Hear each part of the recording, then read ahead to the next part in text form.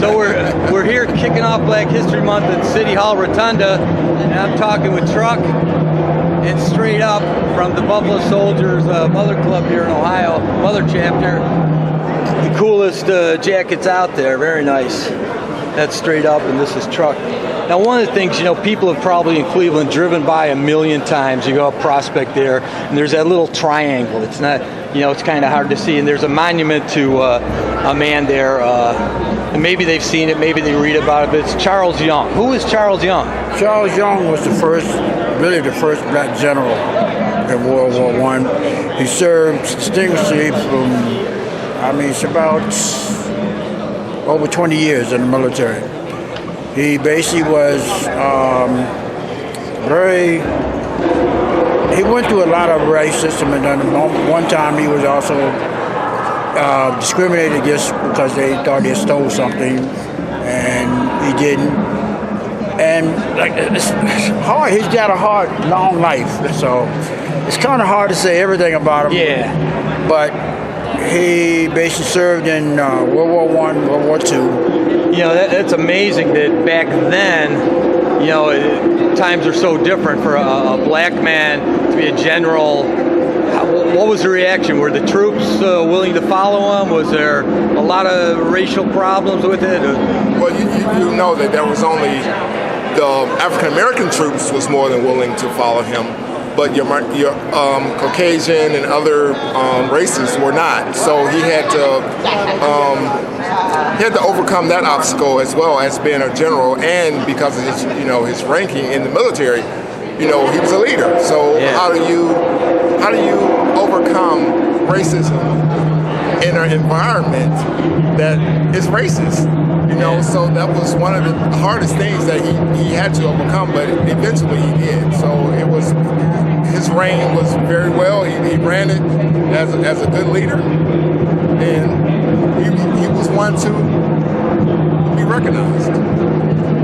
So while we have this, is there a Cleveland or Ohio connection with the general? Yes, they have a national monument, national park in Cleveland, in Ohio, for him. It's Charles Young National Park. I can't remember exactly how far it's from him, but if you look up his name, you can maybe find where the park is at. Basically, you got to understand that at that time, for black men to become an officer was a lot harder because they didn't believe in blacks being officers.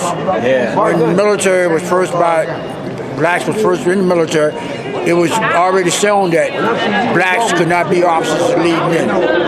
You could only be non-commissioned officers. So for him to become a general, he had to be one hell of a man. That's even so much earlier than the Tuskegee Airmen, which, yes, this was a generation of World War before that. Yeah. So as a black general, yeah, that's something. So tell me about the Buffalo Soldiers. Well, the Buffalo Soldiers, they were, it was originated in 1944. Well, actually, there was the 9th and the 10th Cavalry. But before that, before we even get to the 9th and 10th Cavalry, we have to go back to the 25th and 26th Cavalry, which was offsprings. There were two African Americans cavalries back then, the 25th and 26th. And those combined into the 9th and 10th Cavalry in 1944, I want to say. But they were all African American, and they fought for things that you wouldn't even think about. They fought against the Indians, and actually that was where they kind of got the name Buffalo Soldiers. So the Indians kind of gave the Buffalo Soldiers their name as far as their hair, our hair. So it came from the roots of our hair. And but we fought for railroad tracks. We banned things that people don't even think about. What was storefronts, water lines, anything that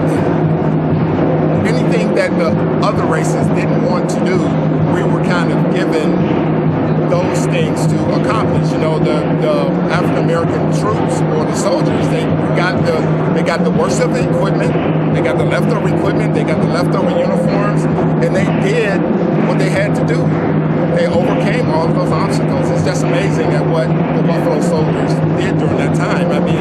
We take it for granted right now that we have all these freedoms, but we actually have to go back and look at the history of how we got here. And the Buffalo Soldiers is one of the